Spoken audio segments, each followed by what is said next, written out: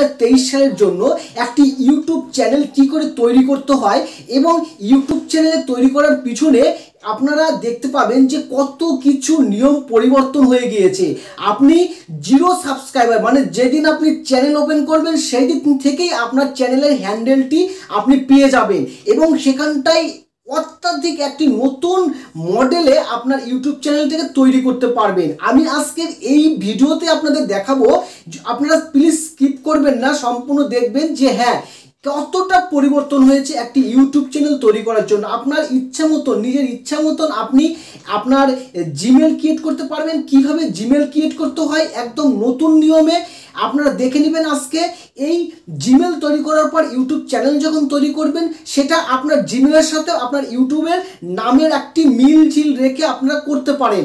ওকে, তো সব বন্ধুরা এই ভিডিওটি আমার মোবাইল স্ক্রিনের মাধ্যমে আপনাদের দেখাবো।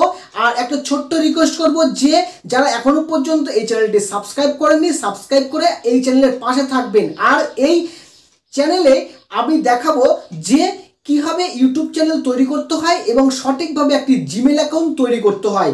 সো বন্ধুরা আমার ডেসক্রিপশন বক্সে আমি এই ভিডিওটার অর্থাৎ সেকেন্ড চ্যানেল আমার রয়েছে, সেই চ্যানেলে আমি এই ভিডিওটি আপলোড করেছি। আপনারা সেই লিঙ্কটি আমার ডেসক্রিপশন বক্সে দেওয়া থাকবে এবং আই বাটনেও থাকবে।